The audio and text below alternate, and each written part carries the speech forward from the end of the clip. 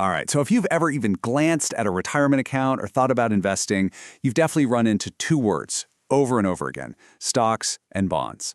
They're like the bread and butter of the entire financial world. But what are they, really? Let's break it down.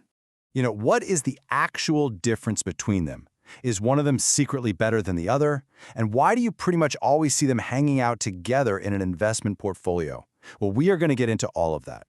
So first up, let's meet our two main players, starting with the one that, let's be honest, usually gets all the attention, the stock. At its heart, a stock is actually super simple. It is a tiny slice of ownership in a company. So when you buy a share of a company like Apple, you're not just playing with symbols on a screen. You are literally becoming a part owner of that business. And as an owner, you can make money two ways. If the company does well and its price goes up, that's appreciation. Or if the company decides to share its profits directly with you, which we call dividends. Now, on the other side of the coin, we have the bond, and it works on a completely different principle. A bond isn't ownership at all, it's a loan. When you buy a bond, you're essentially lending your cash to an organization, maybe a big corporation or even the government. In exchange for that loan, they promise to pay you regular interest, and then, on a specific date down the road, they give you your original money back in full.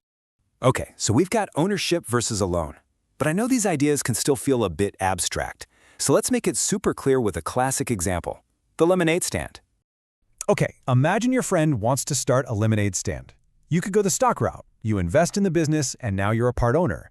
If that stand becomes the talk of the town, your piece of the pie gets way more valuable. But if it's a flop, well, your investment could disappear. Now, what if you just lend them $10 to buy lemons, and they promise to pay you back $12 next week? That's a bond. You don't own the stand, you're not sharing in the massive profits, but you've got a secure IOU. It really is the difference between being the owner and being the bank. So, we've talked about the what. Now let's get to the why. Why on earth would an investor choose one over the other? Well, it all boils down to this fundamental trade-off between growth and stability. So here it is, side by side. Stocks, because their ownership, give you a shot at really high growth, but that potential comes with more risk, more ups and downs. Bonds, on the other hand, are loans. They provide a much more predictable, steady income and are generally way more stable. So the big takeaway here isn't that one is better. They just have totally different jobs to do. You can think of stocks as the engine of your portfolio, pushing for growth, and bonds as the anchor, providing stability. All right, so where do these things even come from? You might think they're pretty modern, but their roots go back, way back, for centuries. Let's do a quick history lesson. Believe it or not, bonds are actually the older of the two. For hundreds of years, governments would issue bonds, basically borrowing money from their own citizens to fund huge projects, things like wars or building roads.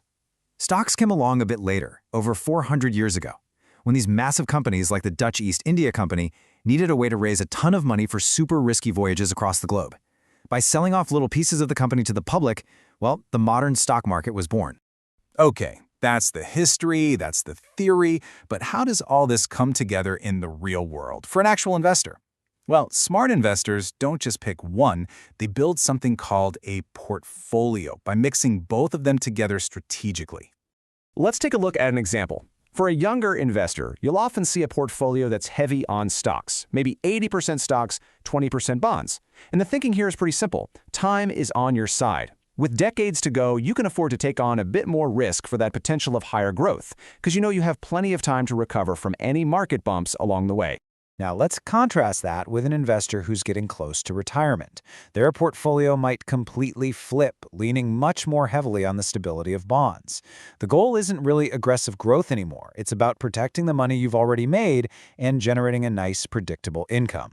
This whole idea of creating a strategic mix is called asset allocation, and it's honestly one of the most important concepts in investing. So let's just boil this all down one last time. Stocks equal ownership, they're your engine for growth. Bonds equal a loan, they're your anchor for stability and income. A smart, balanced portfolio needs both. And the right mix for you, it's not some big secret. It just depends on your age, what your goals are, and how much risk you're comfortable with. Just getting that simple balance is a huge step toward becoming a way more confident investor.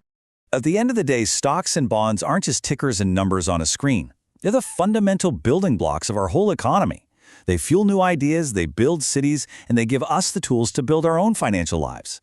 So that really just leaves one last question. Knowing what you know now, what's the right balance for your future?